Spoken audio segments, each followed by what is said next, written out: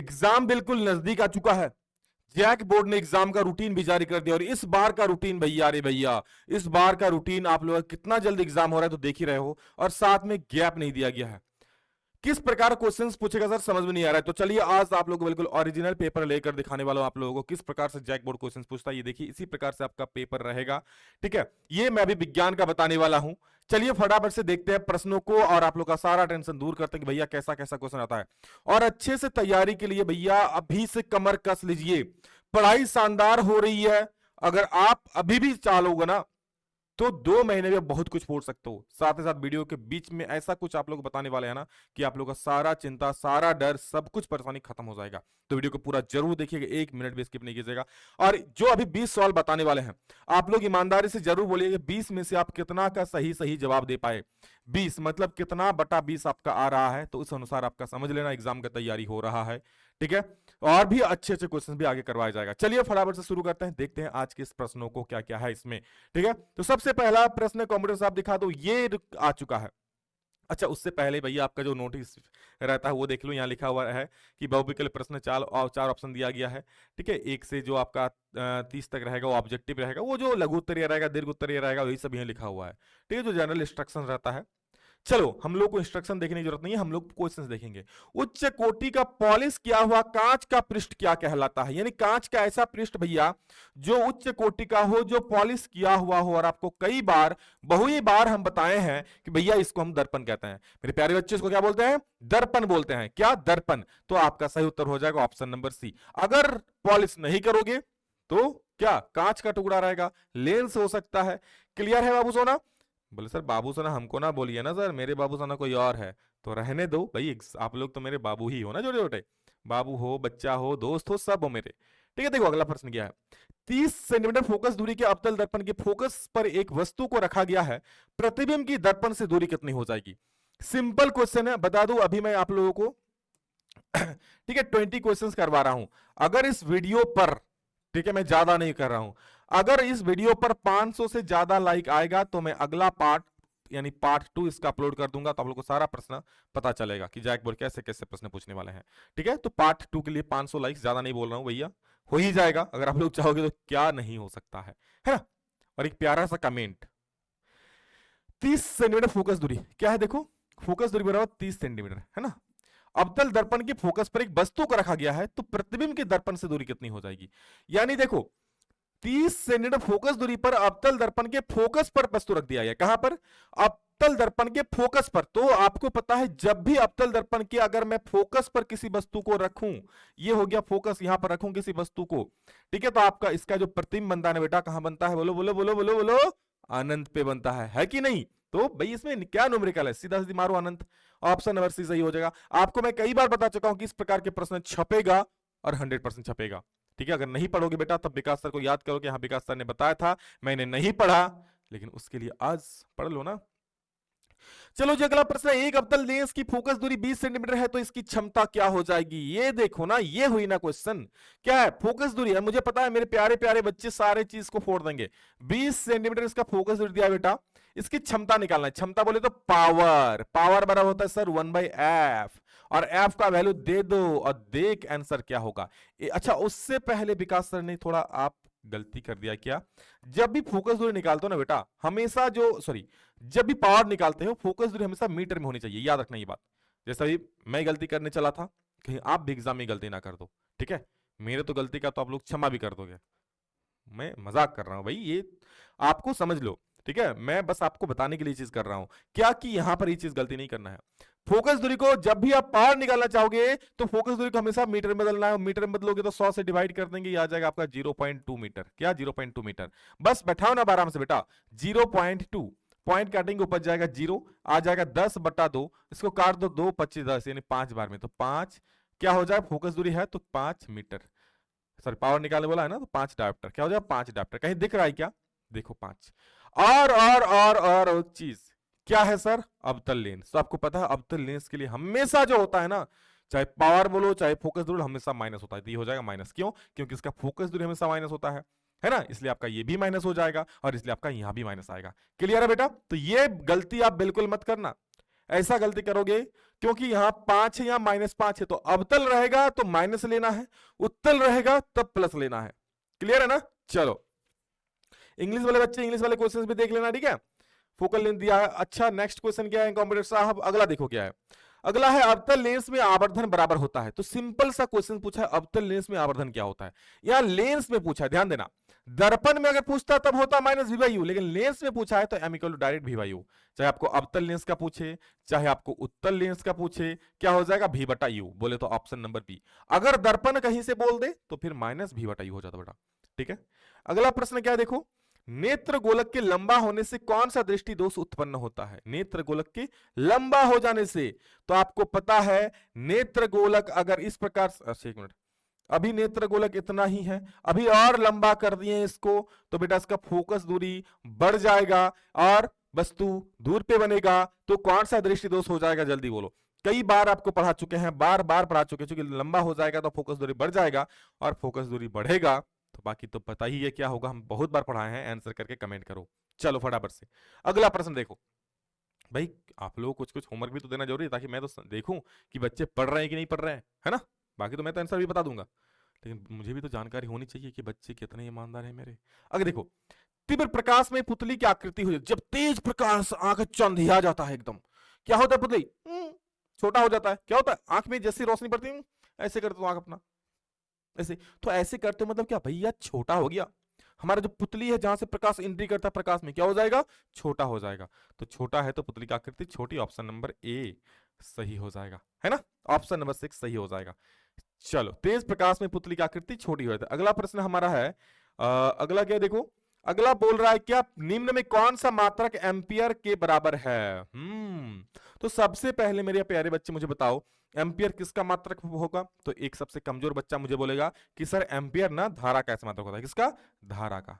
धारा का ऐसा मात्रक क्या होता है सर? एम्पियर होता है। अच्छा सर धारा का फॉर्मूला भी तो होता है Q/T, I = Q/T। अच्छा Q का ऐसा मात्रक क्या होता है सर? कूलम होता है। T का क्या होता है सर? सेकंड होता है। यानी क्या मैं धारा का ऐसा मात्रक कूलम पर सेकंड नहीं बोल सकता? बिल्कुल बोल सकता हूं सर। किसने रोका है? तो मार दो ना ऑप्शन नंबर ए। आई बात समझ में? धारा का एम्पियर होता है, I को हम लोग Q/T भी लिख सकते हैं। तो Q/T, Q का हो गया कूलम, अब Q मतलब अबेस का कूलम, T मतलब समय का सेकंड, तो C पर सेकंड, कूलम पर सेकंड। चलो जी बढ़िया है, आगे बढ़े। सब मस्त स्वस्थ जबरदस्त ना? ठीक है, पढ़ाई बड़ी शानदार हो रही है, खाना पीना चल रहा है ना? चलो खाते रहो और मुस्कुराते रहो और पढ़ते रहो। देखो यदि 1 ओम के 10 प्रतिरोध समांतर क्रम में संयोजित हो तो उनका परिणामी प्रतिरोध क्या हो जाएगा? 1 ओम का 10 प्रतिरोध जोड़ोगे समांतर क्रम में तो कैसे जोड़ेंगे बेटा? तो आपको पता है समांतर क्रम के लिए होता है 1/r = 1/r1 + 1/r2 + 1/r3 ढिकचिक ढिकचिक ढिकचिक ढिकचिक ढिकचिक ढिकचिक ढिकचिक ढिकचिक ढिकचिक ढिकचिक ढिकचिक ढिकचिक ढिकचिक ढिकचिक। Sir इतना डीजे मत बचाइए सर, बंद कर दीजिए। चलो जी आपके लिए बंद कर दिया। हमें 10 तक जाना है। कहां तक जाना है? 10 तक जाना है। तो क्या लिखेंगे सर? 1/1 प्लस, अच्छा सॉरी एक minute, 1/1 plus 1/1 plus 1/1, sorry 1/1 plus 1/1 plus 1/1, कितना दूर जाएगा सर? 10 तक चल जाएगा। अच्छा 1/1 को मैं क्या लिख सकता हूं सर?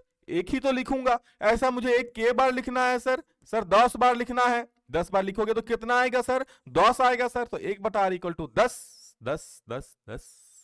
तो r = कितना हो जाएगा सर? क्रॉस गुना कर दो जी, 1/10 हो गया जी बस। बोलो क्या हो जाएगा? 1/10, ऑप्शन नंबर डी हो गया जी बस। आई बात समझ में? कोई भी दिक्कत है तो कमेंट सेक्शन खोला है। और अगला प्रश्न बढ़ेंगे 9 नंबर में। क्या है? एक क्षैतिज सीधी तार में धारा की दिशा पूर्व से पश्चिम की ओर है, तार के ठीक नीचे स्थित बिंदु पर चुंबकीय क्षेत्र की दिशा क्या हो जाएगी? ऐसा समझो, east west, east and west मेरे बच्चे सबसे बेस्ट। देखो क्षैतिज तार में पूरब दिशा, देखो मैं कर रहा हूं, ये है ईस्ट, यह है वेस्ट, यह है बेटा north and that is south. कोई बोल रहा है पूर्व एक तार में धारा की दिशा पूरब से पश्चिम है। पूरब से पश्चिम बोले तो ईस्ट से वेस्ट, यानी ऐसे जा रहा है। तार के ठीक नीचे स्थित बिंदु पर चुंबक क्षेत्र की दिशा क्या हो जाएगी? तो लगा दो दक्षिण हस्त का अंगूठा नियम जिंदाबाद। धारा की दिशा में अंगुली को रखेंगे और ऐसे करके मोड़ देंगे। दक्षिण हस्त नियम लगाए तो ऐसे करके मोड़ेंगे तो किधर से? नॉर्थ से साउथ हो रहा है, यानी उत्तर से दक्षिण। ऐसे लगा अंगूठा को धारा की दिशा में, मोड़ दो, क्या हो जाएगा? उत्तर से दक्षिण, ऊपर से नीचे जा रहा है ना, ऊपर से नीचे नहीं, north to south. Option number A जिंदाबाद है। आगे बढ़ेंगे और आगे आगे आगे आगे आगे क्या है? अरे भाई साहब क्या ले आ चुका क्या आपके लिए बहुत बड़ा खुशखबरी। अगर तैयारी में कहीं भी डर लग रहा है, शानदार तरीके से पढ़ना है, मस्त मौला होकर पढ़ना है और एग्जाम की तैयारी करना है और एग्जाम में फोड़ के आना है, हर एक क्वेश्चंस को मरोड़ के आना है, तो भैया जल्दी से ज्वाइन कर लो। क्रैश कोर्स लॉन्च हो चुका है, शानदार तरीके से हम लोग पढ़ा रहे हैं, ठीक है। डिस्क्रिप्शन में लिंक दिया गया है, पीडब्ल्यू के द्वारा हमारे द्वारा ये लॉन्च किया गया है क्रैश कोर्स। 299 मात्र प्राइस है अभी, ठीक है, ऑफर में ही चल रहा है, देख ही रहे हो। हजारों बच्चे पढ़ करके इसका लाभ ले रहे हैं। अगर आपको अभी तक नहीं पता था तो जल्दी से जुड़िए और पढ़िए। बाकी और ज्यादा नहीं बताएंगे, बैच में पढ़ो, सब बच्चे पढ़ रहे हैं, ठीक है। क्या ही बताऊं इसके बारे में, इतना जब पॉपुलर हो ही चुका पूरे झारखंड में। चलो डिस्क्रिप्शन में लिंक है, कमेंट में भी लिंक है, देख लो। देखो उसके बाद हमारा अगला प्रश्न क्या है बेटा? हाँ, पृथ्वी पर ऊर्जा का मुख्य स्रोत क्या है? तो वन एंड ओनली सूर्य भगवान। जी हाँ, सूर्य के आगे कोई बोल सकता है क्या? तो ऑप्शन नंबर डी सही हो जाएगा। क्लियर है। अगला प्रश्न हमारा जी या है, ये तो देखिए, इसको ज्यादा मत दिखाओ जी, ज्यादा दिखाने से सब बच्चे ले लेंगे। चलो देखो अगला प्रश्न क्या, देखो ZnSO4 plus CuS, Zn plus CuSO4 gives ZnSO4 plus Cu। कौन सी अभिक्रिया है? What type of reaction that is? तो आपको पता है Zn को ज्यादा ही ताकतवर है, Cu को मार के फाड़ देता है और बगल में फेंक देता है और SO4 ले लेता है। यानी Cu को क्या कर दे रहा है? विस्थापित कर दे रहा है, विस्थापित कर दे रहा है, और विस्थापित कर रहा है तो बेटा विस्थापन अभिक्रिया हो जाएगी, है ना। चलो जी, अगला प्रश्न हमारा हो जाएगा, नेक्स्ट क्वेश्चन क्या, देखो अम्ल के जलीय विलयन में निम्न में कौन उत्पन्न होता है? OH minus ion, H+ ion, H3O ion, या फिर इनमें से कोई नहीं? आपको पता है अम्ल जब भी बात करोगे ना, देखो इसी प्रकार से आपका पेपर रहेगा बेटा, बिल्कुल कलर भी ऐसा रहेगा, सब कुछ ऐसा रहेगा। तो अभी से प्रैक्टिस कर लो, नहीं फंसोगे वहां पे जाके। जी हाँ, बोल देना पढ़ लिए हैं, विकास सर पहले ही पढ़ा दिए हैं, ठीक है। आप लोग अभी से लेकर एग्जाम तक अगर पढ़ लिए जोड़ करके ना, तो ऐसे ऐसे क्वेश्चंस कराऊंगा, उससे बाहर एक भी प्रश्न बाहर नहीं जाएगा। पर डे लाइव चल रहा है भैया, पीडब्ल्यू चैनल पर हम लोग पढ़ा रहे हैं लाइव, आप लोगों के लिए स्पेशल तैयार किया गया है, झारखंड के बच्चों के लिए। पढ़ो, ठीक है। रिजल्ट आएगा तब पता चलेगा, जिसने नहीं पढ़ा था वो क्या खोएगा, जिसने पढ़ा तो वो क्या पाएगा, ठीक है। अम्ल की जलीय विलयन में निम्न में कौन सा उत्पन्न होता है? तो आपको पता है H+ आयन। क्या अम्ल होगा तो H+ आयन उत्पन्न करेगा, तभी वो अम्ल कहलाएगा। हाँ, अगर क्षार बोल देता बेटा तो क्या होता? अगर क्षार बोल देता ना तब क्या होता? OH- ion. क्या होता तब? OH- आयन, है ना। 14 नंबर क्या है, देखो विरंजक चूर्ण का रासायनिक सूत्र कितना इंपॉर्टेंट है, ये सवाल मैं क्या ही कहूं, इस बार भी ये छाप दे, कोई दिक्कत नहीं है, ठीक है। CaOCl2 ये विरंजक चूर्ण का सूत्र होता है, इसको बोलते हैं कैल्शियम हाइपोक्लोराइड, इसका नाम है, रासायनिक नाम, ठीक है। तो बहुत शानदार क्वेश्चन है, बहुत बार पूछा गया और आपके लिए मोस्ट इंपोर्टेंट भी है। निम्न में कौन सी धातु सर्वाधिक तन्य है? सर्वाधिक तन्य मतलब सबसे ज्यादा टान सकते हो आप। बोलेंगे सर सोना को सबसे ज्यादा टान सकते हैं, और टान के अनुसार 1 ग्राम सोना को 2 किलोमीटर सर खींच देंगे हम, इतना ताकत बाहुबली है सब। अरे बुड़बक, ये तो सबको पता है, तुमको तो गले पता है क्या? हाँ, तो क्या हो जाएगा? ऑप्शन नंबर ए सोना हो जाएगा। क्यों होगा सोना बेटा? क्योंकि 1 ग्राम सोना को हम लोग 2 किलोमीटर लंबी तार तक खींच सकते हैं। क्लियर है। चलो आगे बढ़ेंगे, अगला है हमारा क्या, देखो धातुओं की क्रियाशीलता का सही क्रम क्या है? बहुत शानदार क्वेश्चन, और इस टॉपिक पर क्वेश्चन छप चुका है, समझ लो, लिख के ले लो, छप चुका है क्रियाशीलता के आधार पर। बाकी मैं आप लोगों को इस पर ट्रिक पहले ही बता चुका हूं, नहीं पता है तो कमेंट करके बोलो, जब इसका पार्ट 2 आएगा तब मैं इसका और ट्रिक फिर से बता दूंगा। हर एक बच्चा मुजवानी याद कर लेगा, ठीक है, विकास सर का ट्रिक सुनेगा तो। लेकिन उसके लिए भाई 500 लाइक बोला हूं, और एक प्यारा सा कमेंट का वीडियो आपको कैसा लगा। चलो देखो धातुओं की क्रियाशीलता का सही क्रम क्या है? तो सही क्रम यानी सबसे ज्यादा कौन रिएक्टिव है? तो देखो सबसे ज्यादा जो रिएक्टिव होता है ना, वो होता है आपका पोटेशियम, ठीक है। आप देख लो, पोटेशियम, फिर सोडियम, फिर आपका होता है ये सब होता है, ठीक है, ठीक है। तो कहां तक है देख लो, सोडियम है सबसे पहले, उसके बाद कौन है भैया? सोडियम के बाद जिंक तो नहीं होगा, जिंक तो नीचे है। हाँ, सोडियम के बाद आपका मैग्नीशियम, हाँ सोडियम के बाद मैग्नीशियम हो जाएगा, उसके बाद जिंक नहीं, उसके बाद एल्युमिनियम होगा, ठीक है। तो सोडियम के बाद मैग्नीशियम, मैग्नीशियम के बाद एल्युमिनियम तो नहीं है, कनकमगल, हाँ ये देखो, ठीक है। जिसने भी मारा है भैया गलती कर दिया है, कॉपर तो काफी नीचे होता है ना। तो ये तो आपका आंसर नहीं होगा, टिक मारा तो इसको भूल जाओ। सोडियम होगा, उसके बाद मैग्नीशियम होगा, कहां कहां है? यहाँ है और यहाँ है, बाकी तो कहीं नहीं है कि नहीं है? अच्छा मैग्नीशियम के बाद क्या होगा? एल्युमिनियम, तो एल्युमिनियम तो नहीं है सर, जिंक है, तो बिल्कुल जिंक हो जाएगा, यानी ये उसके बाद कॉपर होगा, यानी ऑप्शन नंबर डी सही हो जाएगा जी। क्लियर है, आई बात समझ में? ये सही क्रम है, ये सही क्रम है। क्लियर है। अगला प्रश्न क्या है देख लो, बेटा जी कार्बन की संयोजकता है, तो कार्बन का परमाणु संख्या कितना होता है सर? 6 होता है। इसको कैसे लिखते हैं सर? 2,4, 4 बाहर में है, 4 इसको चाहिए अष्टक पूरा करने के लिए, क्योंकि भैया किसी भी परमाणु का पेट तभी भरेगा जब उसको 8 इलेक्ट्रॉन दोगे तब, तो इसको और 4 चाहिए ना बेटा, तो 4 कोई इससे लेगा या किसी से 4 ये शेयरिंग करेगा, तो इसका संयोजकता 4 हो जाएगा। कोई भी तत्व अपना अष्टक पूरा करने के लिए जितना इलेक्ट्रॉन ग्रहण करता है या फिर जितना इलेक्ट्रॉन त्याग करता है उसे ही संयोजकता कहते हैं। लंबी श्रृंखला वाले कार्बोक्सिलिक अम्लों के सोडियम लवण को कहते हैं, क्या कहते हैं? लंबी श्रृंखला वाले कार्बोक्सिलिक अम्लों के सोडियम लवण को बोलो क्या कहते हैं? चलो मैं यहां पर आप लोगों का केबीसी खेल रहा हूं। केबीसी पता है ना, कौन बनेगा करोड़पति। चलो आप लोग क्या कर, डबल ऑफर रहता है, ठीक है, जिसमें आपका 2 ऑप्शन गायब हो जाता है। मैं आपको 2 ऑप्शन गायब कर दे रहा हूं, ये खत्म कर दे रहा हूं। अच्छा 1 मिनट रुक जाओ, ये खत्म कर दे रहा हूं, ये खत्म कर दे रहा हूं। चलो अब फोन ए फ्रेंड ले लो, अपने दोस्त को कॉल करो। नहीं नहीं, मार दो आंसर कमेंट में, 2 में मारो, तुक्का भी मारोगे तो भी सही हो जाएगा भैया।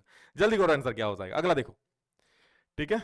मजा आ रहा है तो प्यारा सा कमेंट, नहीं आ रहा है तो भी। अच्छा हालांकि ये आपके सिलेबस हट चुका, आधुनिक आवर्त पूरा चैप्टर हट चुका है, तो मैं बताऊंगा नहीं। ये आधुनिक आवर्त पूरी रिड्यूस्ड है, तो इसको बताने की कोई फायदा नहीं है। इसको मैं टुई भागो यहाँ से, भाग भाग और छोटा कर दो, ये लो, चलो जी भागो यहाँ से, ठीक है।